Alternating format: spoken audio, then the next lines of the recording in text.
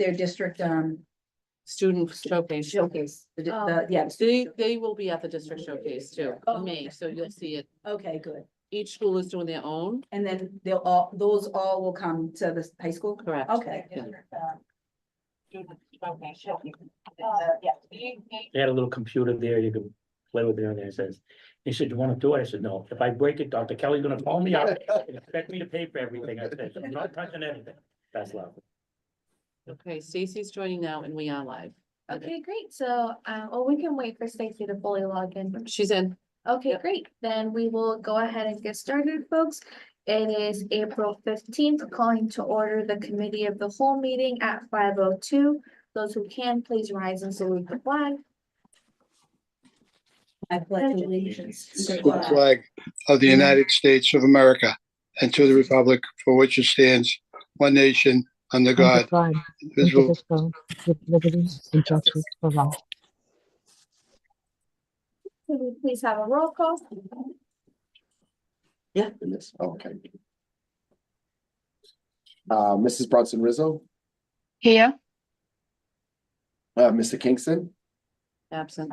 Mr. Caggiano, Here, Mrs. Milbury Ellis, Present. Mrs. Monterosso, Present. Mr. Sinella, present, Mayor Keith. Absent. And can you note that, committee member, Mr. Kingston, yes, thank you, sir. Mr. Kingston is present. Great. So we have Mr. Sinella and Ms. Bronson Rizzo joining us virtually.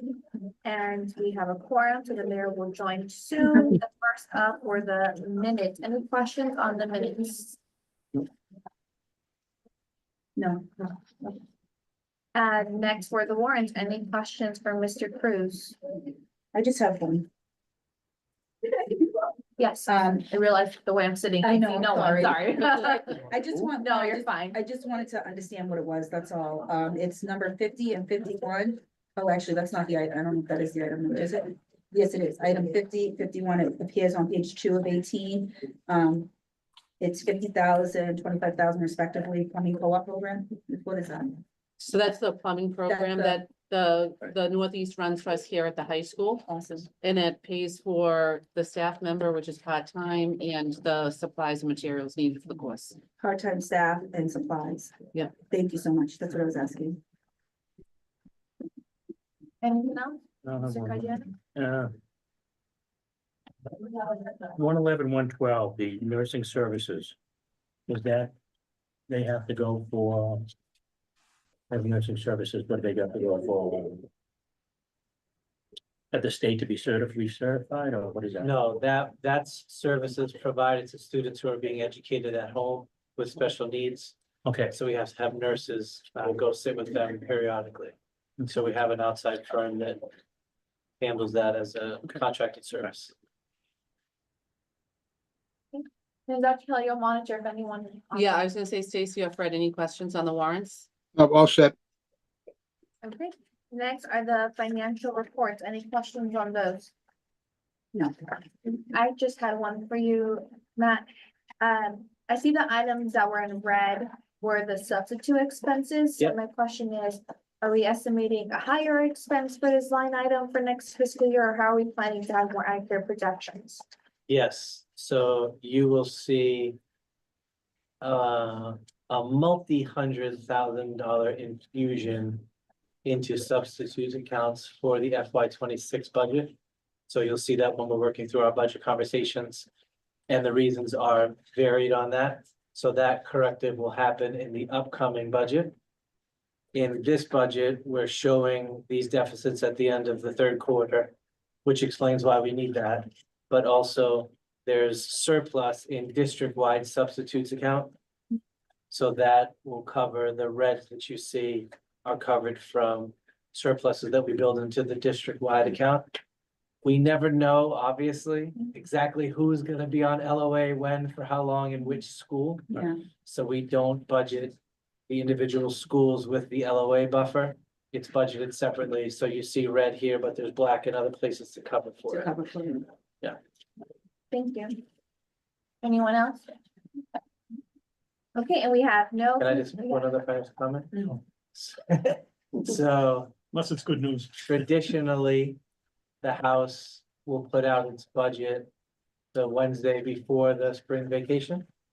It's possible that tomorrow or Thursday, we'll see the House's budget figures. And if we see them, we'll communicate to the committee if there was any changes of import, either in chapter 70 funding or in cherry sheet chargebacks. Or I know there's been conversation about funding circuit breaker and transportation reimbursements higher. So we've done work with the budget Ways and Means Subcommittee on the first version of that budget.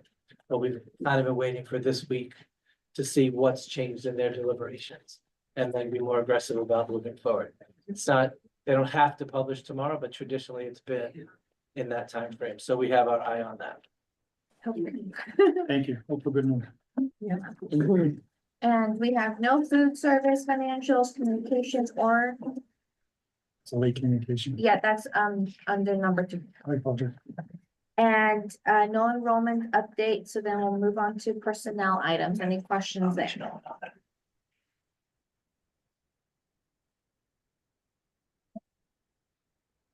And then nothing on donations or school field trips. You can tell the school year's winding down. So just to let you all know, we added in this new agenda item, which is number 2. It's basically any late communications that come in, but we're mirroring how Ashley City Clerk does it. So Yeah. now if you see that, that's what late communication means, which like Mr. Kingston said, I believe we have one. You want me to talk to those or? I can, I have it in front of me. Oh, you can, please. Thank Okay. you. Office of the Governor, Commonwealth of Massachusetts, Maura Haley Governor, Kimberly Driscoll, Lieutenant Governor. Dear Diane Kelly, congratulations. We are pleased to notify you that Revere School District has been awarded a summer food service program expansion, access, training, and startup, SFSP Eats grant for new and existing sponsors for $17,133. We want to thank you for your commitment to expand the Mass Summer Food Service Program by increasing total meals served, extending the length of the SFSP, and are creating new sites. Through this funding and your continued support, we hope to increase the number of free nutritious meals served to children in needy areas during the summer vacation. You will be receiving further instructions from the Department of Elementary and Secondary Education on next steps, and please feel free to contact Kristen Torres Powers at kristentorres@mass.gov, or Sally Texera at sallymtexera@mass.gov if you have any questions. Sincerely, Governor Haley, Lieutenant Governor Driscoll. Amazing. Yes, good news. We'll accept that when we accept the consent calendar. Okay. I had one other one that I wanted to add in, Mhm. and that is, I don't know if it's actually a gift or a grant, maybe it's a donation, I'm not quite sure what it is, but the Lincoln School has received the Duncan Drops is working with the Boston Celtics, and they're gonna do an assembly for the 4th grade at the Lincoln on Friday. And they do give some little prizes out to the kids, and they have Lucky the Leprechaun is gonna be there. He's like the mascot for the Celtics, and so it should be a fun little event that I wanted to both make you aware of, and then also if, you know, that could be considered, I think, a gift. Yeah, So, that's wonderful. You're gonna give us a time or something, or? I will find out. Okay, thank you. Are there any Celtic players coming?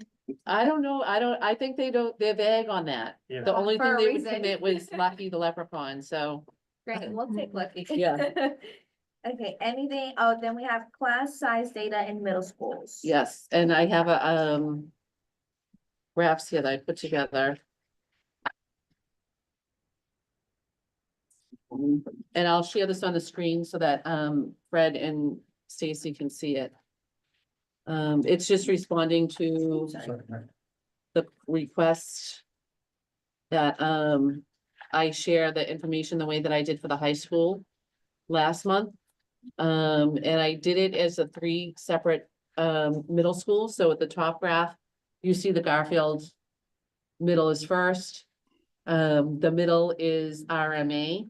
And I'll point out a higher incidence of very low class size of the RMA, the 0 to 10 category. Which is because they have so many more special needs, small learning groups that have fewer students in them. And then the bottom graph is the Susan B. Anthony. So nothing crazy. Both the Garfield and the Susan B have a handful of classes that are over 30, which we don't like. But that's a function of scheduling. And Dr. Kelly, do the classrooms that are like even starting at 21, do they have more than one adult in the classroom? It depends on the structure of the class. If it's an EL inclusion or a special ed inclusion, there would be 2 adults in there, but there's not necessarily, like we would at the middle school level. It would be relatively routine to have 24, 25 kids in class. Okay. Dr. Kelly, do we have an idea of what types, is there a pattern of like the types of courses that are 30 plus? Or is it Oh, random? They're typically phys ed classes. Every now and then there is maybe one history class or one math class. It has to do with the electives that the kids choose. And especially if they're in honors classes, they can get pushed into there's only one open spot for them to have math in. So that's where those things happen. Those numbers come in. Yeah. Any further questions on that? No. Since we got through this pretty quickly, would folks like to move maybe the subcommittee reports over to this meeting? Sure. Is that fine with the folks on Zoom? Let me stop sharing for a minute. Fred and Stacy, the question is, could we do the subcommittee reports now instead of at the 6 o'clock meeting? Since we were so quick finishing up this meeting. I am fine. There's only 2 subcommittee reports, and I wrote back that when it comes to the Revere High School project, that usually goes under your superintendent report, because you're on all the committees, whereas school committee are only on 1 or 2. So you usually put it in the superintendent's report every other month, usually. I don't mind doing it either way, however, Okay. the committee feels. It was just more if we have a school committee rep on there, we want to make sure we're hearing back from you, so you're not attending and representing the committee. And there's no report back, but as long as we get the updates from you either way, so it was just more to discuss how we wanted to do that as a committee. Yeah, I We're think- not, but the school committee person is not on all the different committees, the subcommittees for the project. So we don't get all that information. Like Dr. Kelly and Matt Cruz will go to City Hall and work with this CFO and other people. We have an interior design committee. Not everyone's on that. So we don't get all the information. That's fine. I think the committee members who had been requesting this wanted more to just hear from the meeting you are attending, what's happening there, since we're not all there. Well, also remember, anyone is more than welcome to join those meetings, but I can understand wanting some information. It's just, we might have a meeting, but it might only be to pay bills, like it was this past month. And, That's and the update. It's just if you are on there as the rep, then yes, we can watch, but you are the rep of the committee on there. So that's why we're asking you to give updates when you attend those meetings. can I suggest that maybe we do it together? Yeah. That I can, because that way I can incorporate the stuff, like we had a design committee meeting today. I wish you could have been here because they made a scale model of the whole thing. They wouldn't let us keep it. They said they're still working with it, so they had to take it. But we should have it. They wanted to get through the 60% design documents. They figured around July, August, we can have it. And I'm going to talk to the mayor about putting it under a glass case up at City Hall so that the community can see it when they come in. It was really cool. And then one of the designers said to the person who works for the design team, they have an intern who actually built the model. And said, I told you she was gonna ask for it. So he whipped out this little, do you want to go get it off my desk? Oh, yes. They gave me this little tiny model. Richie will go get it and show you, but even it is pretty cool just to see. As a favor, right? Yeah, so we can set that up from now on, that we can, Stacy and I can give an update.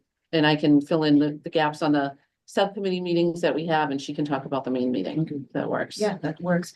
And So, if, and I do appreciate that, Dr. Kelly. I just would have appreciated a heads up on what they wanted prior to this meeting. Instead of being reprimanded about what my job is, because I do know what my job is. I sent the email, Ms. Mulberry Ellis. You did I a was few hours ago, so I don't need to be reprimanded. Okay, I was just gonna add that if there's anything that we can cover during this meeting, you know what, just to use our time efficiently, then I would suggest that we do that. okay, thank you. And then, the only other subcommittee that met this month was Ways and Means.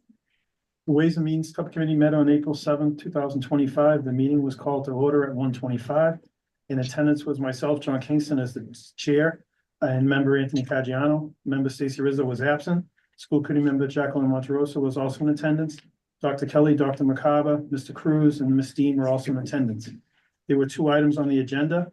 One was budget presentation by Mr. Cruz, business administrator. The second item was yonder pouches. Yonder pouches to put cell phones in during the day so that students don't have access to their phones. We took the second item up to allow Ms. Dean, assistant principal, to get back to her regular duties. Ms. Dean, assistant principal, talked about the high school cell phone committee and would report back to us about the committee's ideas on the cell phone policy. Dr. Kelly said she would provide the committee with yonder pouch costs and other information related to implementing yonder pouches if we decide to go in that direction. Which Matt Cruz is working on. I know he met with Danielle yesterday on that. Yeah. Okay. Mr. Cruz gave his budget 1.0 and we discussed the budget in length. A lot of discussion about federal funding and state funding. It was an overview of where we are now with subsequent meetings to follow. The meeting was adjourned at 2:50 p.m. Could I just ask one question? Didn't we already pay for some type of pouches or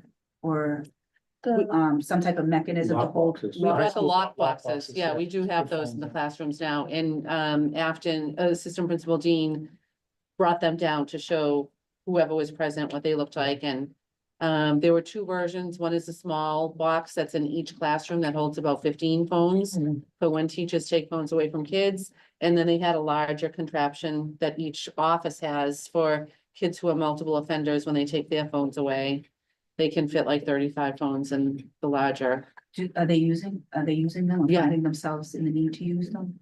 Say again? Are they finding themselves in the need to use? Yes, them? especially the office ones. The office Yeah. ones again. The teacher classroom ones, she said, there are some teachers who haven't even picked the box up. But there are some teachers who use it regularly. There are some teachers who still prefer to just use the shoe holder on the back of the door. Method, so they're doing all of it and they're collecting that data and. What she said next month, May, she'll have a report, right? And Mhm. recommendations to the Possibly, committee. yeah. I didn't, yes. Will you push that down to me, Jack? Okay, thank you. I just want to show. I don't know if you guys can see this. This is the little model that they gave me as token. So I wouldn't try to take the Yeah. big, huge model that they had here today. It was pretty cool though. And even this, I know you can't really see it online. But it's pretty clever, I think, it's cute. Absolutely. Yeah. Now, between the 2 buildings, and Dick, you mentioned, is that like a little park or something? This right here, Yeah. that's the outdoor learning space. And that comes right off of, so this is the academic wing here. Right. And, this is the gym, and this is the auditorium, and this is, more like the social services wing. And this is the heart of the school, which has the big open cafeteria, the second story that it goes all open. And then this right here is the outside. So when they come out, there'll be tables, that'll be the outside cafeteria. And then as you move through, there's different learning spaces and it comes down to an outdoor classroom over here. So it's pretty cool, yeah. But it's exciting. The plan right now, the schedule is still to begin deconstruction of the old track in June. And have that done by August when construction of the new building will begin. Yeah, exactly. Anything else for our Ways and Means chair? No. On that case, can we have a motion to adjourn? Motion to adjourn. Second. All in favor? Aye. Aye. Okay, so we will adjourn at 5:21 and we'll come back. And we'll at see you at 6. 6. Roll call. Oh, we do need a roll call because there's people online. Mrs. Bronson Rizzo, Yes. Mr. Caggiano, Yes. Mr. Kingston. Yeah. Mrs. Milbury Ellis, Mrs. Monteroso. Yes. Mr. Sinella, Yes. Mayor Keefe, Okay. absent. See you at 6.